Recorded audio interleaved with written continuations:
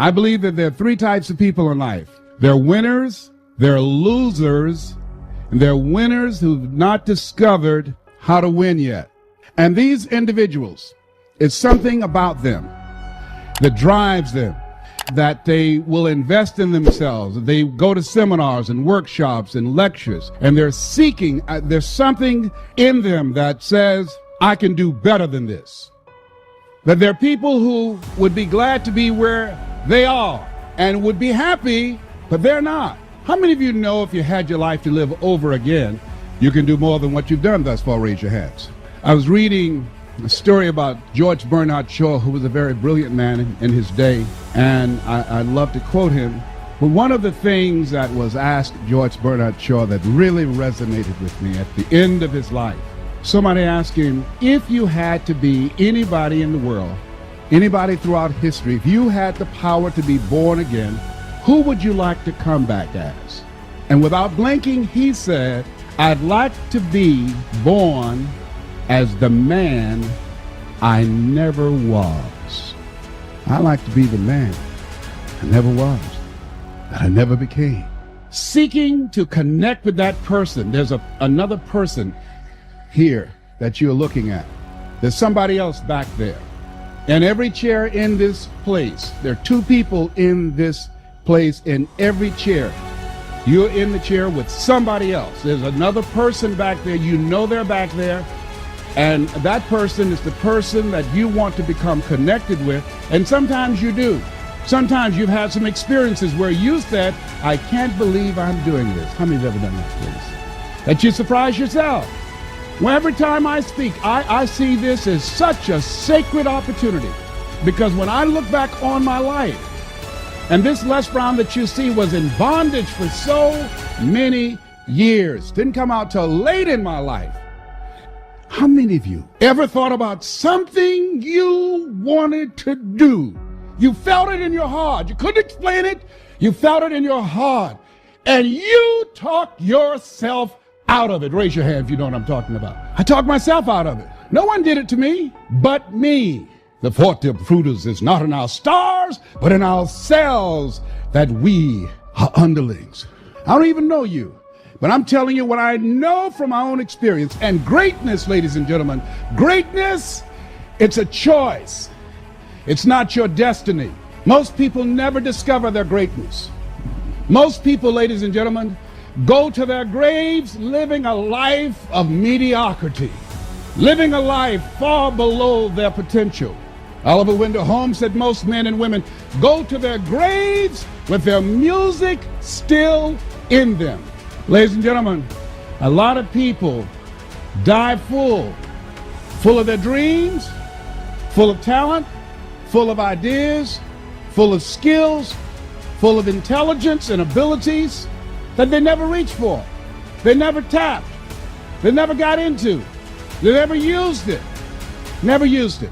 And so how do we do that? What is it that blocks us? Well, I mentioned one. What mine was fear. Here's another one. I didn't feel good enough. I was comparing myself to other people. I didn't feel, because I didn't have a college education, and based upon my failures and disappointments in the past and things that I'd attempted to do and they did not work out, I built a very practical, realistic, logical case on why I couldn't have my dream. And so I want whatever dream you have, I want you to expand it, I want you to increase it, and I want to warn you, don't ask yourself how you're going to do it. How is none of your business. Don't get trapped there. And don't worry about failing. You're going to fail. You're going to make some mistakes. You're going to look stupid. Why? It's called life. Make it okay to fail. Dr. Benjamin Isaiah Mays says, it must be borne in mind that the tragedy of life does not lie in not reaching your goals. The tragedy lies in not having any goals to reach. It isn't a calamity to die with dreams unfulfilled, but it is a calamity not to dream. It's not a disaster to be unable to capture your ideas, but it is a disaster to have no ideas to capture. It's not a disgrace not to reach for the stars, but it is a disgrace to have no stars to reach. I say you got goals and dreams, things that you're reaching for, things that will make you stretch, things that will challenge you. I say, don't lose that passion and that drive for life. It will keep you alive. I'm telling you what I know. Doctors looked at me 8 years ago and said, you have cancer. 8 years ago, they gave me 2.5 years. I was still here. I told my group of speakers that I trained, I said, I'm going to beat this in this. It's a year. All of them said, okay, Les, we believe you, man. We're believing in you. And then they start calling the person who manages my speaking program and say, will we get a refund when he dies? Because they were believing the numbers.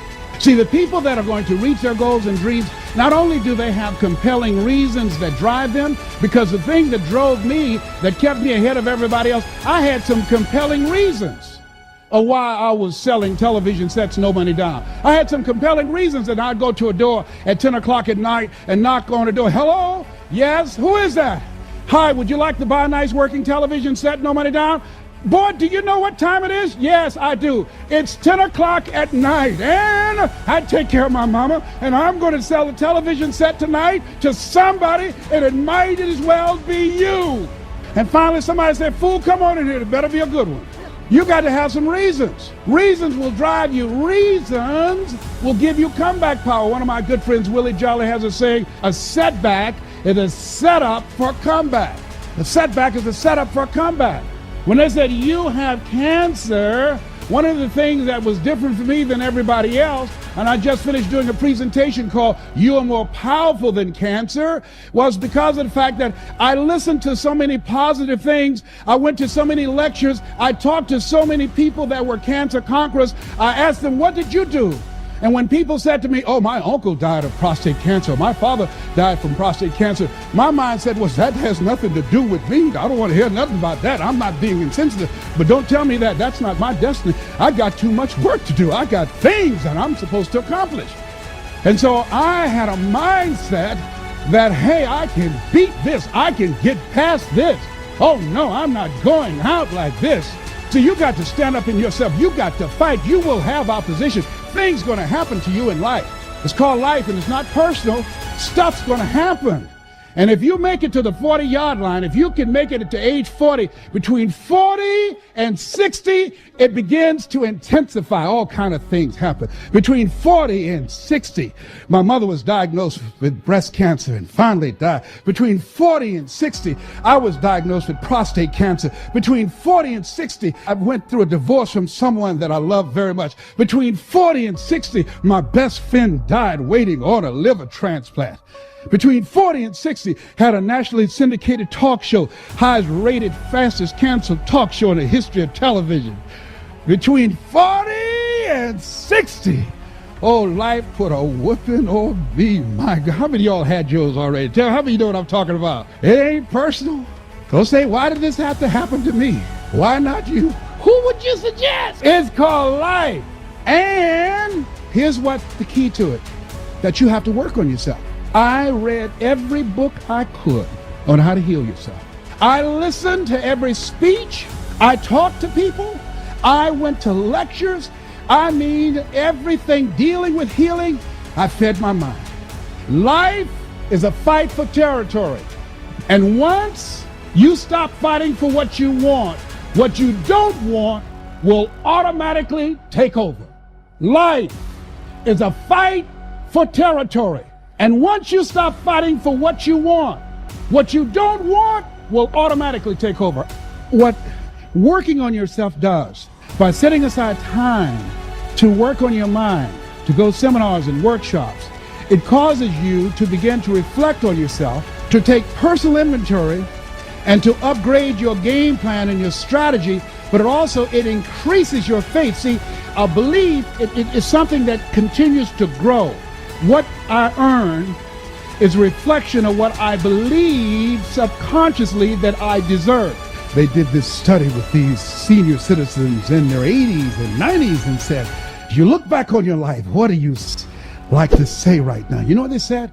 The majority of them said they have regrets of the things they thought about that they didn't do, and now they're going to their graves not knowing if they could have done it. That's why I said live full, die empty. What if you lose? What if you fail? What if things don't work out? So what?